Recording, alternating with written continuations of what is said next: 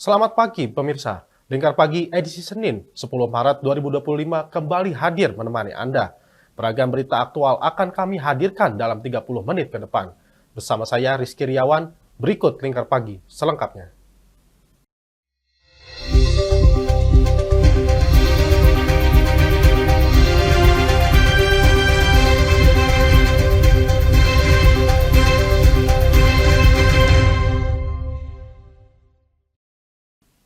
Satuan Tugas atau Satgas Ops Damai Kartens berhasil menggagalkan penyelundupan senjata api dan amunisi dari pecatan TNI Angkatan Darat berinisial YE di Kampung Ampas, Distrik Waris, Kabupaten Kerom, Papua.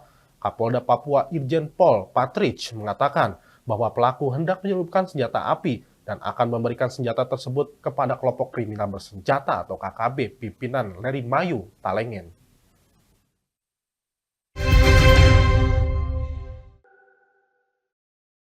Satgas Penegakan Hukum Operasi Damai Kartens dan Tim Sus Polres Kerom berhasil menggagalkan penyelundupan 4 pucuk senjata api dan ratusan amunisi berbagai jenis dari pecatan anggota TNI Angkatan Darat berinisial YE di Kampung Ampas, Distrik Waris, Kabupaten Kerom, Papua, Kamis 6 Maret.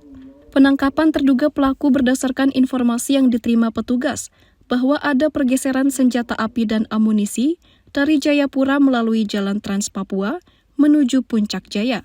Kapolda Papua Irjen Polisi Patrige Renwarin usai safari Ramadan di Masjid Al-Mujahirin Ampera, Jayapura, Jumat 7 Maret, mengonfirmasi pihaknya menangkap terduga pelaku yang akan menyelundupkan senjata api dan ratusan amunisi berbagai jenis, kemudian menyerahkannya kepada kelompok kriminal bersenjata KKB Puncak Jaya pimpinan Leri Mayu Talengen. Memang benar ada penangkapan salah seorang terduga pelaku pelanggar Undang-Undang Darurat Nomor 12, yaitu memiliki, menyimpan sebuah benda berupa senjata, baik itu laras panjang maupun laras pendek, berikut dengan amunisi. Amunisinya sudah terdeteksi, dipastikan amunisinya adalah kaliber 5,56 dan kaliber 9 mili. Irjen Patrige menambahkan, hingga kini polisi masih mengembangkan penyelidikan untuk mengungkap asal senjata api dan amunisi yang disita. Pelaku bersama barang bukti diamankan di Polda Papua dan diancam dengan Undang-Undang Darurat Nomor 12 Tahun 1951 dengan ancaman maksimal hukuman mati atau 20 tahun penjara.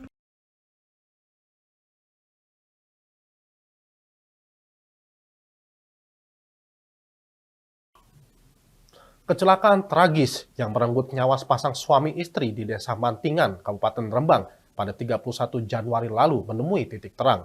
Pihak kepolisian berhasil menangkap seorang tersangka MS 22 tahun, warga Sedan yang merupakan kernet dump truck.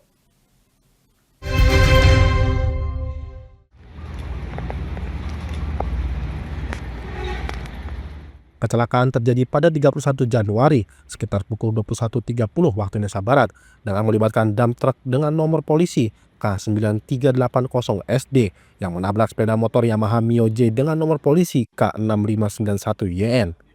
Menurut informasi dari pihak kepolisian, kecelakaan tersebut disebabkan oleh kelalaian tersangka yang mengemudikan kendaraan dalam kondisi mengantuk. Dua korban yang merupakan sepasang suami istri tersebut mengalami luka berat dan tidak dapat diselamatkan.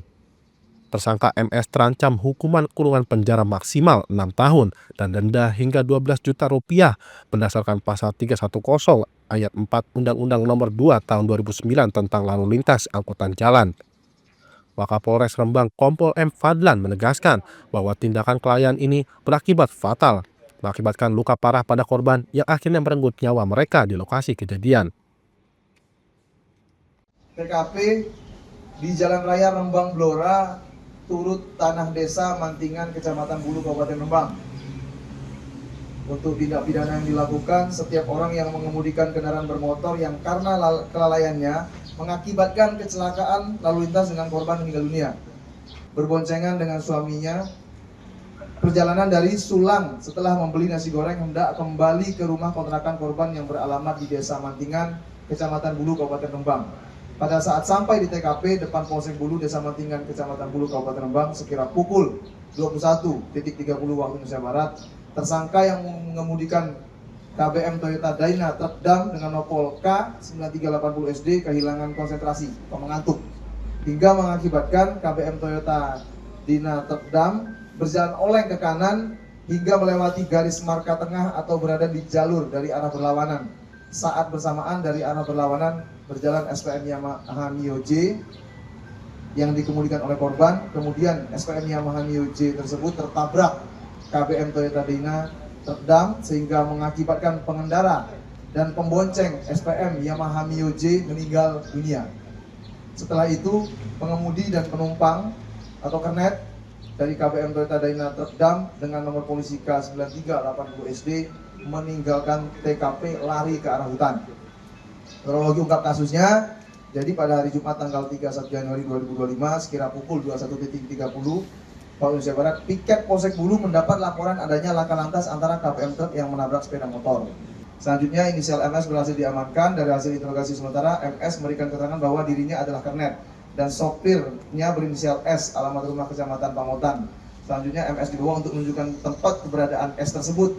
Setelah dilakukan penggeledahan, S bersembunyi di dalam satu kamar di rumahnya. Kemudian MS dan S dibawa ke unit laka Polres Rembang untuk dilakukan pemeriksaan. Hasil pemeriksaan dan konfrontasi bahwa MS sebagai sopirnya dan S sebagai kernet. Selanjutnya setelah dilaksanakan gelar perkara, unit laka Polres Rembang, MS ditetapkan sebagai tersangka.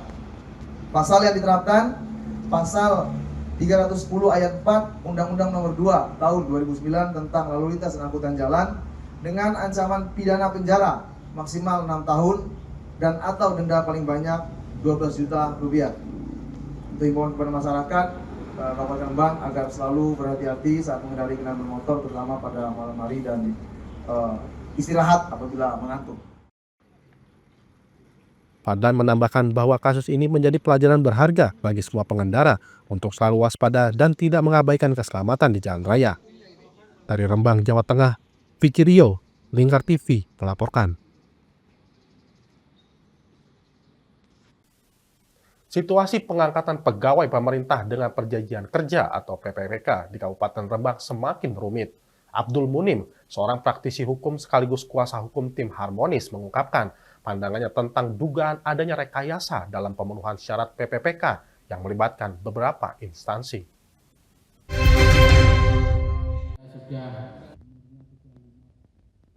Seleksi penerimaan PPK di Rembang kian menuai banyak sorotan. Tak main-main, beberapa dinas terungkap ada dugaan meloloskan syarat pendaftaran PPPK yang tidak sesuai syarat dan aturan yang berlaku. Bahkan beberapa waktu lalu, Dinas Perdagangan, Koperasi, dan UKM langsung bertindak tegas dengan mencabut berkas calon PPPK yang tidak sesuai syarat. Saat ditemui di kantornya, praktisi hukum pidana Abdul Munim menegaskan bahwa jika terbukti ada rekayasa dalam pemenuhan syarat PPPK, maka dapat dikategorikan sebagai tindak pidana.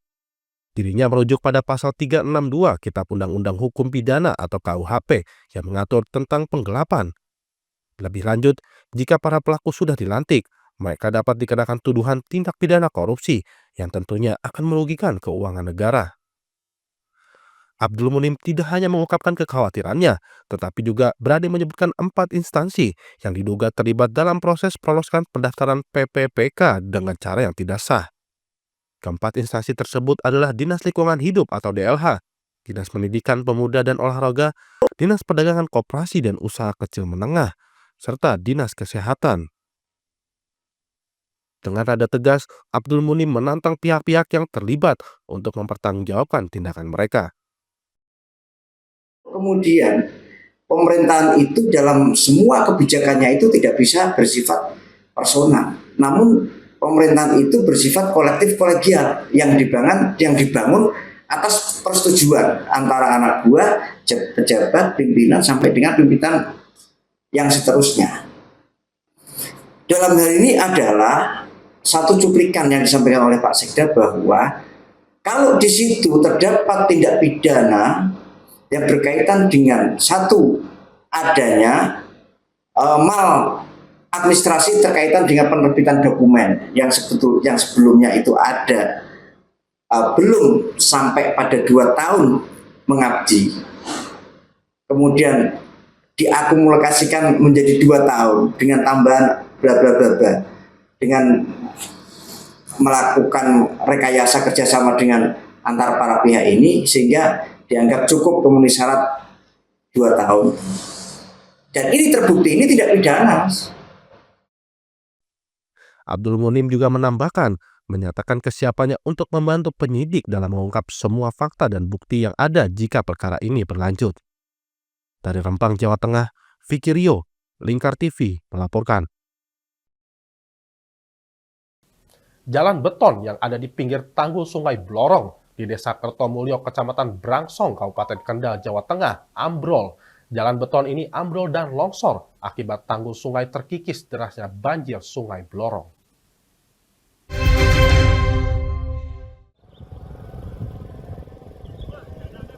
Akses jalan sepanjang 20 meter longsor akibat terkikis banjir Sungai Blorong beberapa waktu yang lalu. Kondisi ini pun membuat warga setempat resah. Mereka khawatir jika hujan deras, tanggul bisa jebol dan meluap ke pemukiman. Jalan beton di Dusun Sudimoro, Desa Kertomulyo, Kecamatan Brangsong, menjadi akses utama bagi warga sekitar. Hal tersebut sehingga dengan ambrolnya jalan, membuat warga harus memutar. Warga sekitar mengatakan tanggul tersebut longsor akibat terkikis derasnya Sungai Blorong. Warga berharap pemerintah desa atau pemerintah Kabupaten Kendal segera memperbaiki tanggul. Pasalnya, hujan masih turun dan khawatir bertambah parah.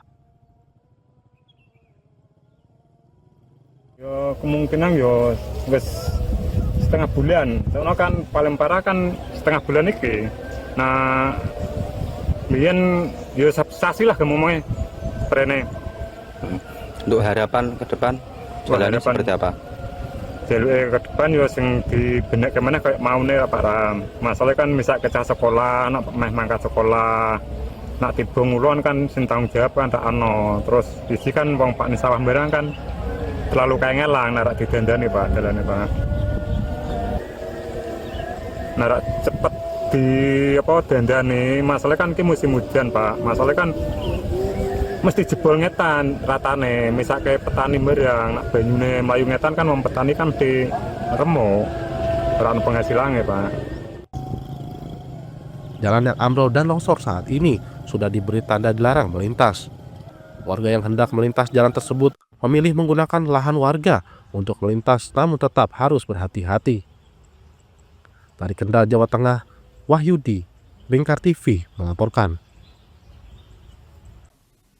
Baik pemirsa, kami akan kembali usai jeda pariwara berikut ini.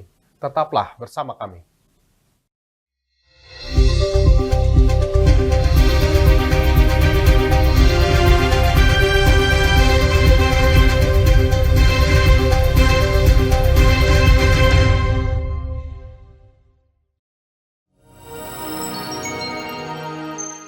Selain si retinol ini, kalau gitu ngomongin retinol, apa sih dok sebenarnya retinol itu?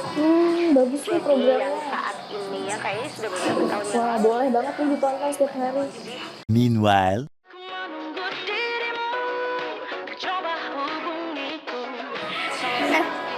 Kamu lagi nonton apa sih dari tadi kok apem-apem mulu? Ini loh lagi nonton program Cantik Sehat di Lingkar TV. Bagus banget nih programnya. Oh ada ya program kayak gitu? Ada loh di programnya di Lingkar TV. Kamu udah tahu kan Lingkar TV? Belum. Kan belum tahu Lingkar TV. Lingkar TV itu TV digital streaming online yang sudah mengantongi izin PSE dari Kominfo dan bisa diakses di HP kalian mestinya. Oh iya? Iya, bagus loh. Coba di-download sekarang. Bentar deh, aku tak coba download dulu. Iya. Selain program Cantik Sehat, kalian juga bisa menonton program lainnya di Lingkar TV dan bisa ditonton kapanpun dan dimanapun kalian berada loh. Gimana, udah bisa? Udah nih, punyaku udah bisa. Punyaku juga udah nih. Wah ya, bagus dong kalau udah download semuanya. Tunggu apa lagi? Sekarang giliran kamu download aplikasi Lingkar TV di Play Store.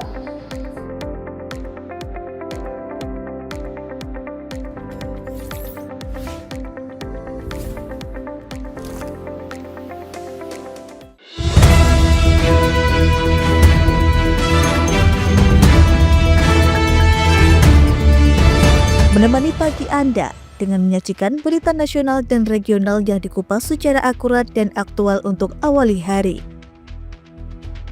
Dalam Lingkar Pagi, setiap Senin hingga Sabtu jam 8 pagi hanya di Lingkar TV.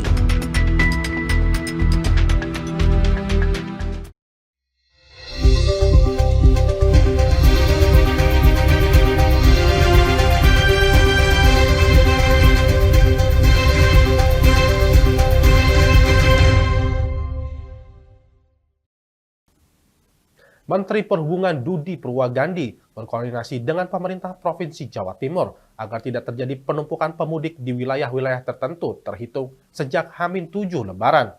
Menhub meminta Pemprov Jatim beserta pemerintah kabupaten atau kota di wilayah setempat untuk menyiapkan sarana dan prasarana seperti pengamanan di perlintasan sebidang kereta api dan menyediakannya.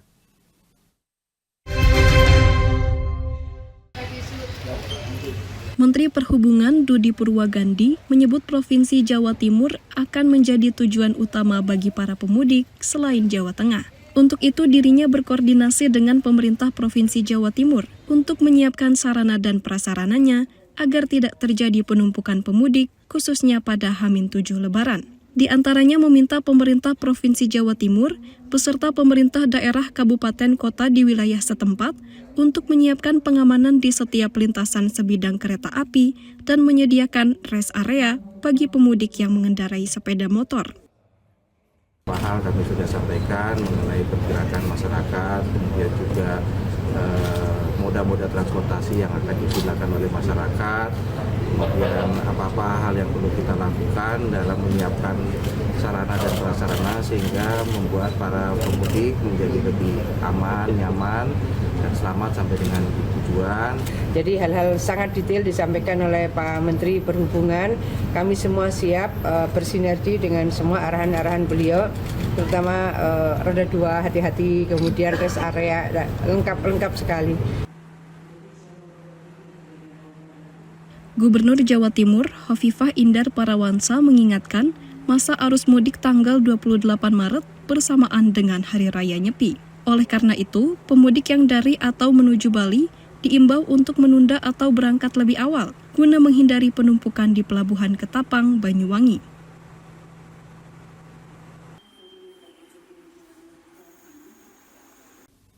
PT ASDP Indonesia Ferry Cabang Batam mengalihkan rute penyeberangan kapal Roro menuju Pelabuhan Seiselari ke Pelabuhan Pengangkatan di Tanjung Buton, Kabupaten Siak, Riau. Pengalihan rute yang dimulai pada Sabtu, 8 Maret tersebut tidak menyebabkan kenaikan pada harga tiket.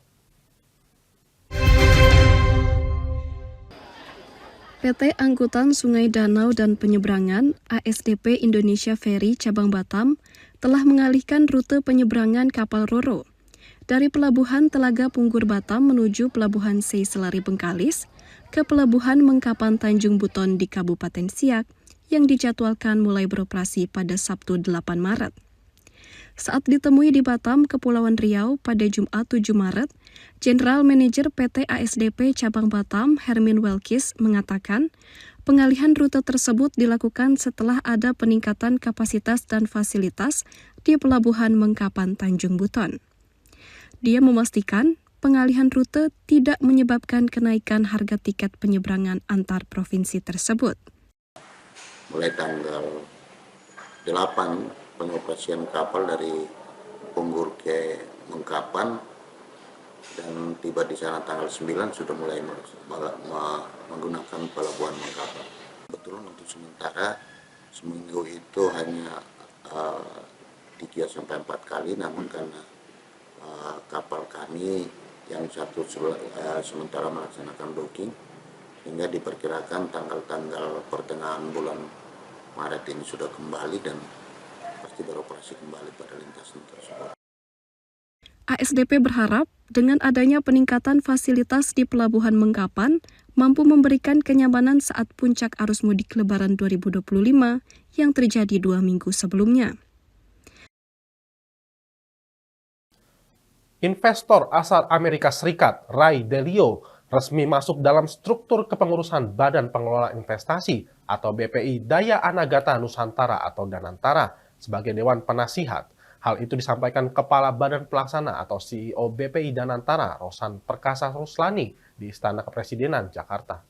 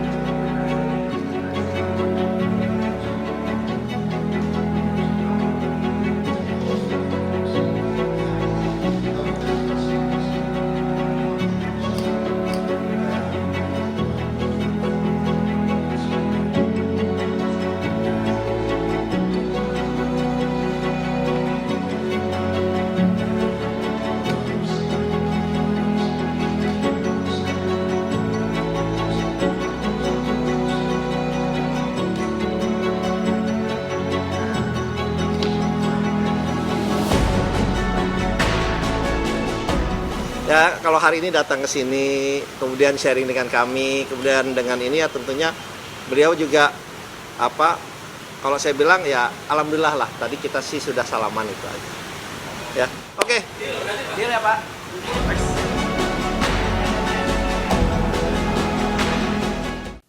Kasus kekerasan berbasis gender online semakin mengkhawatirkan dengan lonjakan laporan mencapai 40,8% dibanding tahun sebelumnya. Komnas Perempuan dalam catatan tahunan kekerasan terhadap perempuan 2024 yang dirilis di Jakarta mencatat sebanyak 1.791 kasus KBGO pada tahun 2024 dengan mayoritas berbentuk kekerasan seksual berbasis elektronik.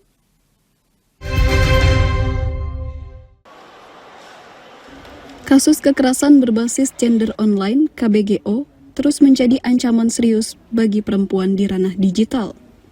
Dari total 1.791 kasus KBGO pada tahun 2024, 1.380 diantaranya merupakan KBGO seksual dan 61 kasus lainnya bersifat non-seksual. Ancaman cyber ini tidak hanya terjadi di ranah publik, tapi di ranah personal dengan modus intimidasi dan pemerasan oleh pelaku. Disampaikan di Jakarta, Jumat 7 Maret, Komisioner Komnas Perempuan Olivia Khadijah Salampesi menjelaskan pelaku kerap menggunakan ancaman penyebaran foto atau video yang bermuatan seksual untuk mempermalukan atau menyakiti korban. Sayangnya, meskipun kasus KBGO seksual sangat tinggi, hanya 22 kasus yang dikategorikan sebagai kekerasan seksual berbasis elektronik (KSBE) sesuai dengan Undang-Undang Tindak Pidana Kekerasan Seksual atau UU TPKS. Pada kekerasan berbasis gender online, terdapat 1.791 kasus KBGO seperti yang tadi telah disampaikan yang dilaporkan ke Komnas Perempuan tahun 2024, terjadi kenaikan 40,8% dibandingkan dengan KBGO tahun 2023. Meningkatnya jumlah KBGO yang dilaporkan selain karena memang semakin banyak kesadaran korban untuk melapor, juga memang karena kasusnya yang meningkat. Olivia menambahkan, lonjakan kasus KBGO ini tidak hanya mencerminkan peningkatan jumlah pelanggaran, tapi juga meningkatnya kesadaran korban untuk melaporkan kasusnya.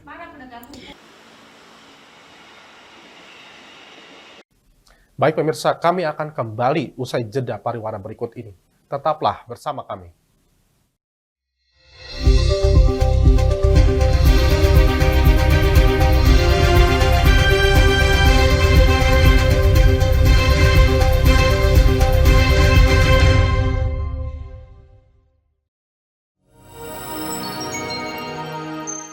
Selain si retinol ini, kalau gitu ngomongin retinol, apa sih dok sebenarnya retinol itu? Bagus nih programnya. Yang saat ini ya kayaknya sudah beberapa tahun yang Wah, boleh banget nih ditonton setiap hari. Meanwhile,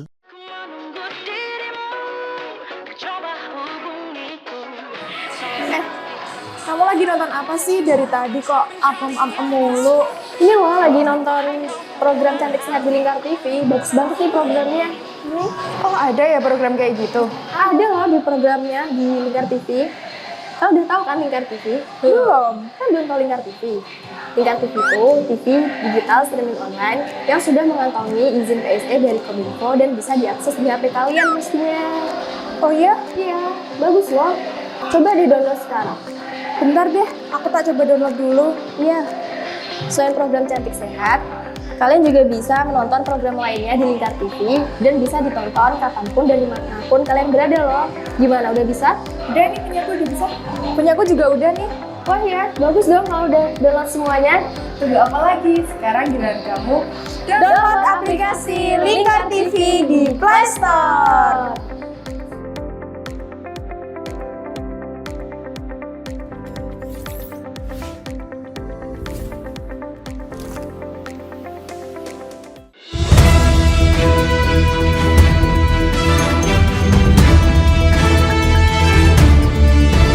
Menemani pagi Anda dengan menyajikan berita nasional dan regional yang dikupas secara akurat dan aktual untuk awali hari. Dalam Lingkar Pagi, setiap Senin hingga Sabtu jam 8 pagi hanya di Lingkar TV.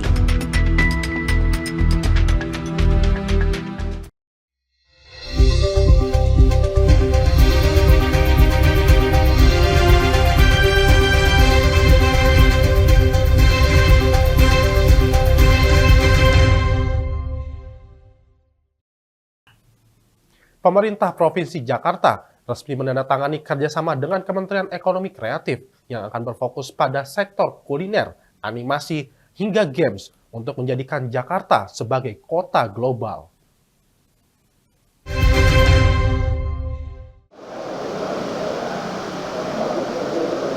Pertemuan antara jajaran Gubernur dan Wakil Gubernur Jakarta Pramono Rano dengan Menteri dan Wakil Menteri Ekonomi Kreatif Tengku Rifki dan Iren Umar dilakukan secara tertutup pada Jumat siang di Gedung Balai Kota, Jakarta Pusat. Gubernur Jakarta Pramono Anung mengungkapkan, Jakarta sebagai kota yang berkontribusi dalam produk domestik bruto atau PDB, khususnya di sektor ekonomi kreatif, akan ditingkatkan melalui sejumlah poin kerjasama. Di antaranya dengan pengembangan event tematik, fasilitas pemasaran, dan juga akses pasar global, kemudahan akses data dan informasi di Jakarta. Yang saya hormati, hari ini dilakukan penandatanganan antara Kementerian Ekonomi Kreatif dengan pemerintah Jakarta, DKI Jakarta. Tujuan utamanya adalah mendukung Jakarta menjadi kota global. Untuk itu, Kementerian Ekonomi Kreatif akan memberikan support dukungan sepenuhnya, termasuk detail timeline dan kegiatan yang akan diadakan secara bersama-sama. Secara khusus, Jakarta tetap akan mensupport sepenuhnya apa yang menjadi harapan, keinginan, spirit dari Bapak Presiden Prabowo Subianto untuk melakukan implementasi Astacita di dalam hal yang berkaitan dengan ekonomi kreatif dan kota global. Kami akan mewujudkan itu, apalagi dengan Undang-Undang Nomor 2 Tahun 2024, Jakarta sudah menjadi kota global, maka dalam membranding, memframing kota global Jakarta, salah satu simbol utamanya adalah menggiatkan hal-hal yang berkaitan dengan ekonomi kreatif. Karena itulah salah satu yang menjadi kekuatan utama bangsa ini, karena DNA ekonomi kreatif itu walaupun kementeriannya baru, ini akan menjadi hal yang utama bagi kemajuan bangsa kita. Seperti kita ketahui bersama bahwa Jakarta memberikan kontribusi 11% bagi PDB dan sebagian besar sebenarnya dari ekonomi kreatif dan UMKM. Menteri Ekonomi Kreatif Tengku Rifki Rasya mengatakan kerjasama ini dilakukan di 17 subsektor, mulai dari kuliner, fashion, film animasi, games, hingga perkembangan aplikasi. Alhamdulillah pada pagi hari ini kami telah menandatangani kesepakatan kerjasama untuk mendorong sektor ekonomi kreatif di DKI Jakarta dan juga untuk mendukung Jakarta sebagai kota global. Terima kasih kepada Pak Gubernur dan Wakil Gubernur yang sangat kreatif dan juga kita tahu sangat peduli dengan berbagai sektor ekonomi kreatif. Ada berbagai sektor ekonomi kreatif, tentu ada 17 subsektor, tetapi ada beberapa yang kami akan fokuskan dalam berkolaborasi dengan Pemda Pemprov DKI Jakarta. Di antaranya adalah sektor kuliner, fashion, kemudian juga pertunjukan, kemudian film, animasi, games development sekarang juga populer, begitu juga dengan application development. Nah, tentu untuk mengaktifasi berbagai kegiatan yang ekonomi kreatif di Jakarta dengan kerjasama ini juga sangat akan melibatkan berbagai ekosistem asosiasi ekonomi kreatif, ekosistemnya, sehingga ini bisa semakin hidup. Di samping itu, kerjasama ini sebagai bentuk upaya merealisasikan cita Presiden Prabowo Subianto, sekaligus mendukung 5 abad kota Jakarta menjadi kota global. Dari Jakarta, Raka Prawira Wijaya, Lingkar TV melaporkan. Pemerintah Aceh akan meresmikan pabrik pengolahan karet dan pabrik karet remah di Kabupaten Aceh Barat pada Mei mendatang. Menurut Gubernur Aceh Muzakir Manaf, pabrik yang dibangun di atas lahan seluas 25 hektar itu diperkirakan mampu memproduksi hingga 2.500 ton karet remah per bulan dan akan menampung banyak tenaga kerja. Pemerintah Aceh akan segera meresmikan pabrik pengolahan karet dan pabrik karet remah atau Kram Rubber di Kabupaten Aceh Barat pada bulan Mei mendatang. Hal tersebut disampaikan Gubernur Aceh Muzakir Manaf pada Jumat 7 Maret di Gedung Anjong Monmata, Pendopo Gubernur Aceh. Perusahaan yang dibangun di atas lahan seluas 25 hektar itu diperkirakan mampu memproduksi hingga 2.500 ton karet remah per bulan dan menjadi salah satu yang terbesar di Asia Tenggara. Menurut Gubernur, pabrik tersebut juga akan menyerap banyak tenaga kerja dan meningkatkan kesejahteraan petani karet yang ada di Aceh. Tanggal 15 bulan 5, launching pabrik ban mobil di Melabu.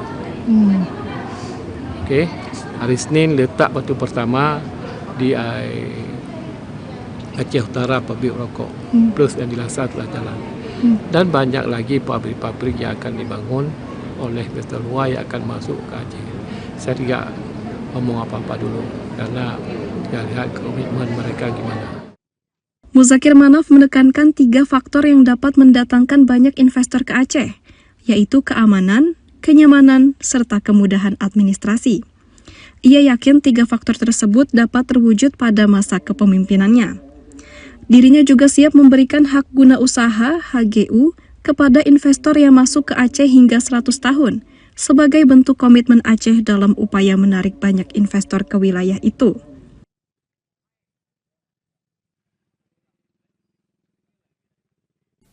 Utusan khusus Presiden bidang pariwisata, Zita Anjani, menekankan pentingnya penguatan SDM pariwisata saat berkunjung ke SMKN 3 Bogor, Kota Bogor, Jawa Barat. Dia mengapresiasi kurikulum sekolah yang membekali siswa dengan keterampilan bahasa asing dan keahlian di sektor pariwisata.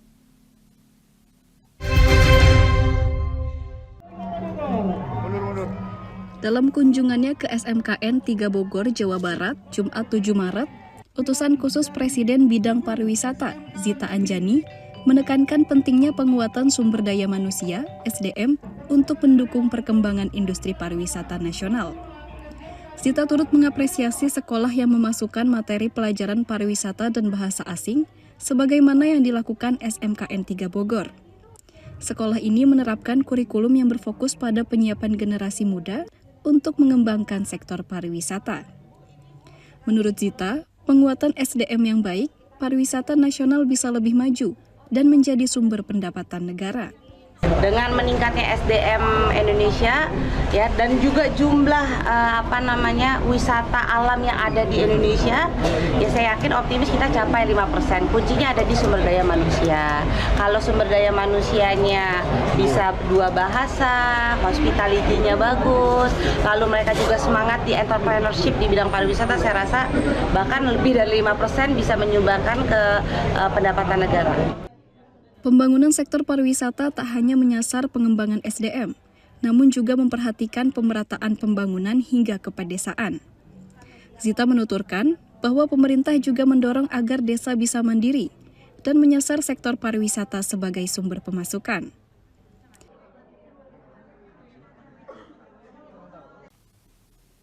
Baik pemirsa, puluhan pelajar harus berjuang menyeberangi derasnya arus sungai Bengawan Solo untuk menuju sekolah. Dengan menggunakan perahu mesin milik warga, puluhan pelajar dari Kabupaten Bojonegoro ini harus rela menyeberangi sungai menuju ke SMPN 1 Menden, Kecamatan Kradenan, Kabupaten Blora.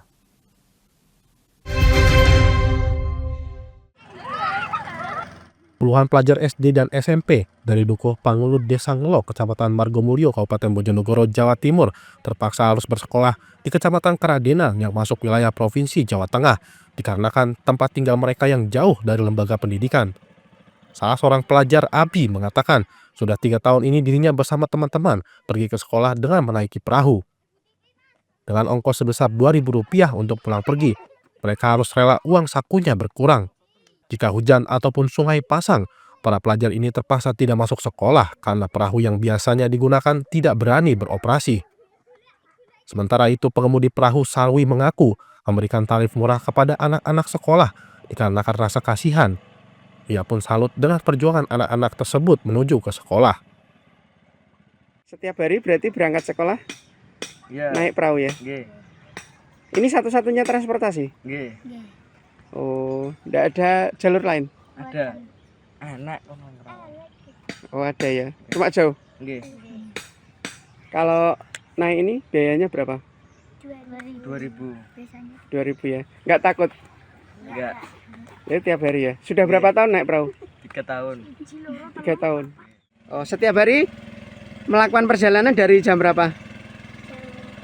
Jam 6 dari rumah. Oh, setiap hari ya. Kalau sungainya banjir? Sekolah enggak? Enggak sekolah. Kalau hujan juga enggak sekolah? Oh, hujan tetap sekolah? Oh. Pakai perahu ini sudah berapa tahun? 3 tahun ya. Enggak takut? Ya, kalau anak sekolah 3 kali. 3 kali. Kalau orang ke pasar 3 kali. Operasi jam berapa sampai jam berapa, Pak? Jam 6 sampai jam 5. Jam 6 pagi sampai jam 5 sore. 5 sore. Sampai maghrib lah. Oh, kalau untuk biayanya Pak anak sekolah berapa, Pak? Kalau anak sekolah 2.000. 2.000 sekali seberang. Iya, sana sini. Oh, sana sini 2.000. Nek orang ke pasar, orang umum 5.000. 5.000 nggih. Bolak-balik. Kalau dia bawa barang 6.000 7.000. Oh, ke pasar. Setiap hari, Mas? Iya, setiap hari. Oh, berarti setiap hari menggunakan transportasi perahu ini ya? Berarti dari Pangulu ke Menden? Menden ke Ngerau, ke Menden. Sana enggak ada pasar sana? Enggak ada. Oh, berarti salah satuan Mas ya? Satu-satunya transportasi menuju Menden ini ya? Iya. Oh, enggak takut Mas? Ya, bang mau gimana udah biasa. Biasa nggih. Mereka berharap suatu saat ada jembatan yang bisa menghubungkan desa mereka menuju sekolah. Dari Blora, Jawa Tengah, Hanafi, Lingkar TV melaporkan. Baik pemirsa, kami akan kembali usai jeda pariwara berikut ini. Tetaplah bersama kami.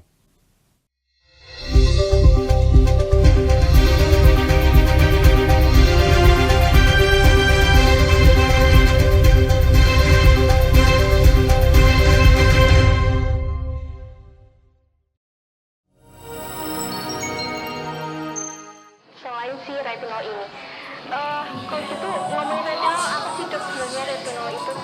Bagus nih programnya. Yang saat ini ya kayaknya sudah beberapa tahun yang Wah, lalu. boleh banget nih ditonton setiap hari. Meanwhile,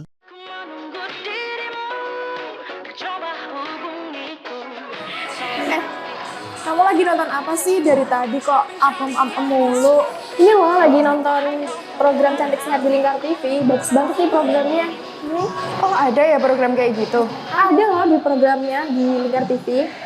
Kamu udah tahu kan Lingkar TV? Belum. Kan belum tahu Lingkar TV.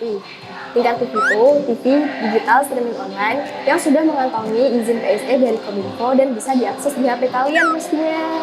Oh iya? Iya, bagus loh. Coba di-download sekarang. Bentar deh, aku tak coba download dulu. Iya. Selain program Cantik Sehat, kalian juga bisa menonton program lainnya di Lingkar TV dan bisa ditonton kapanpun dan dimanapun kalian berada loh. Gimana, udah bisa? Udah nih, punya aku udah bisa. Punya aku juga udah nih. Wah ya, bagus dong kalau udah download semuanya.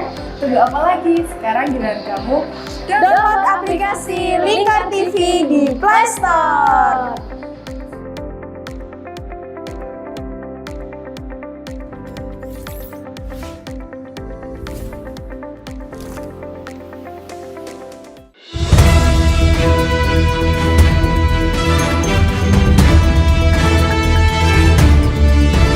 Menemani pagi Anda dengan menyajikan berita nasional dan regional yang dikupas secara akurat dan aktual untuk awali hari. Dalam Lingkar Pagi, setiap Senin hingga Sabtu jam 8 pagi hanya di Lingkar TV.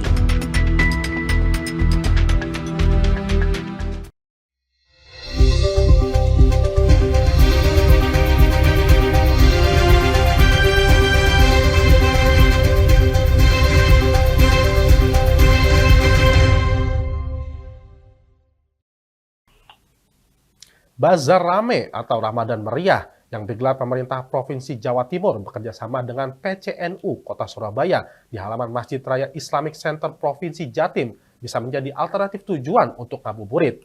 Kegiatan yang berlangsung pada 7 hingga 21 Maret 2025 ini sekaligus untuk mendekatkan Masjid Raya Islamic Center Provinsi Jatim yang baru diresmikan pada tahun 2023 lalu kepada masyarakat. Pemerintah Provinsi Jawa Timur bekerjasama dengan pengurus cabang Nahdlatul Ulama PCNU Kota Surabaya menggelar Bazar Ramadan Meriah atau Bazar Rame di halaman Masjid Raya Islamic Center Provinsi Jatim, Surabaya yang terbuka untuk umum mulai tanggal 7 hingga 21 Maret 2025.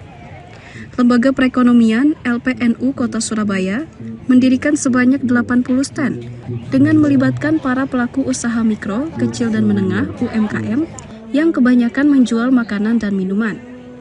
Bazar Rame bisa menjadi alternatif tujuan bagi masyarakat Kota Surabaya yang ingin menghabiskan waktu sore sembari menunggu waktu berbuka puasa atau ngabuburit.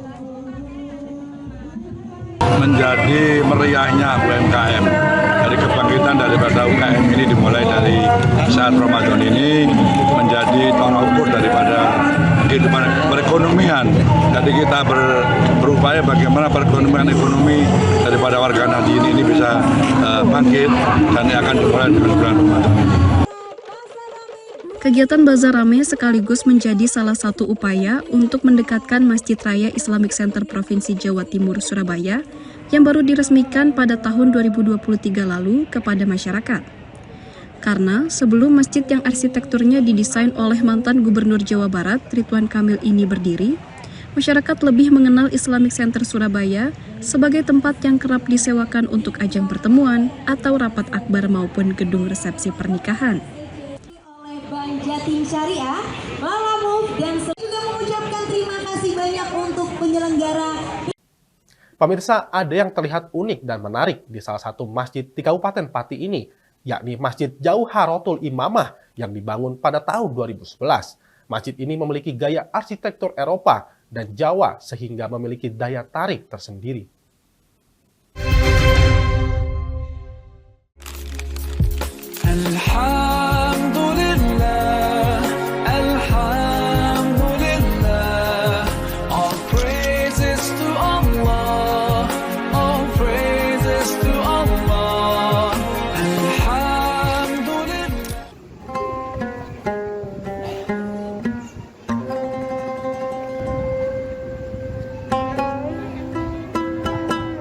Inilah Masjid Jauharatul Imamah yang berlokasi di Jalan Penjawi, Gang 2, Dukuh Kaborongan, Kelurahan Pati, Lor Pati.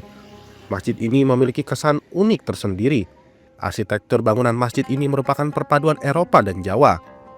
Hal ini nampak pada bangunan masjid yang berlantai 2 dan memiliki jendela besar dan lebar layaknya bangunan di Eropa. Selain itu, di lantai 2 terdapat tempat pengimaman yang berbentuk gebyok kayu yang berukir. Hal ini kemudian membuat kesan Jawa sangat kental terasa. Masjid yang dibangun pada tahun 2011 ini menelan biaya pembangunan sebesar 1 miliar rupiah. Nama Jauharatul Imamah tercetus dari nama pewakaf yang merupakan suami istri, yakni Johar Malikam dan juga Imam Muslaini. Wakil Takmir Jauharatul Imamah, Hamzah, menuturkan masjid ini bergaya campuran Jawa dan Eropa. Bagian lantai 2 difungsikan untuk masjid dan bagian bawah difungsikan sebagai aula untuk pengajian. Seingat saya masjid ini berdiri sekitar tahun 2011. Ya memang arsitektur masjid ini itu bergaya campurannya Jawa Eropa. Kurang lebih menghabiskan anggaran berapa? 1 atau 2 miliar. Kalau nama Jawa Rotul Imamah sendiri itu diambil dari nama pewakaf. Ya, yang mewakafkan masjid ini ada namanya sepasang suami istri, Mbah Johar Malikan sama Imam Sureni. Nah, dari 2 nama inilah kemudian dipakai menjadi nama masjid Jawa Rotul Imamah dari kata Johar sama Pak Imam tadi. Pihaknya menambahkan setiap harinya di bulan Ramadan masjid ini menyediakan 300 sampai 500 porsi makanan untuk berbuka puasa, baik untuk jamaah masjid maupun untuk masyarakat umum. Dari Pati, Nutia Parasti, Lingkar TV melaporkan.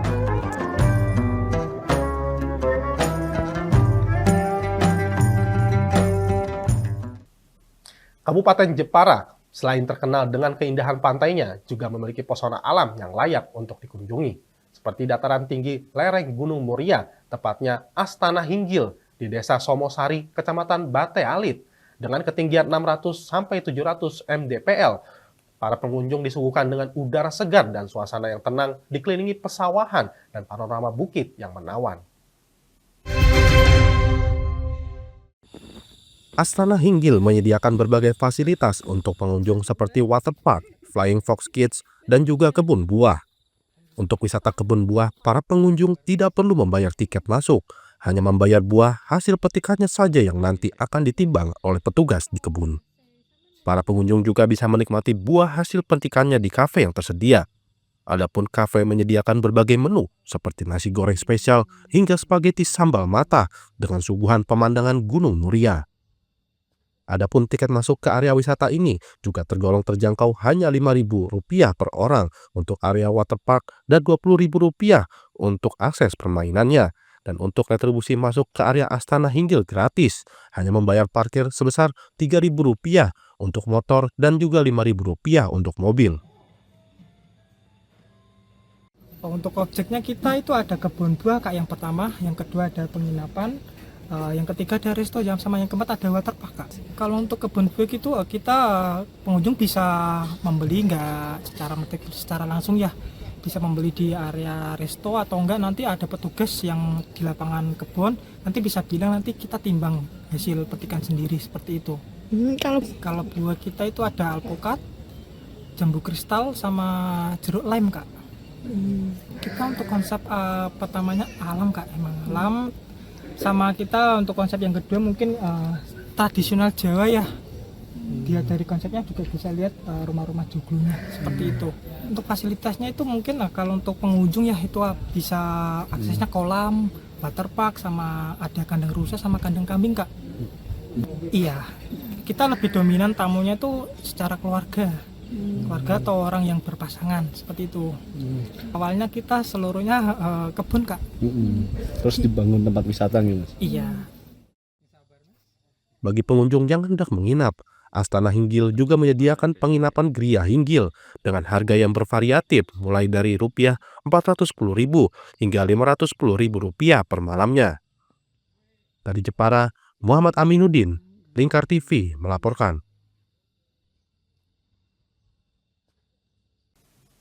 Mencari tempat berbuka puasa untuk beramai-ramai bersama keluarga, teman, atau kolega kantor, hotel bisa menjadi opsi. Salah satunya adalah Grand Hyatt Jakarta yang memboyong langsung Chef Salim Bedat dan Chef Zeki At-Aumul dari Grand Hyatt Kuwait.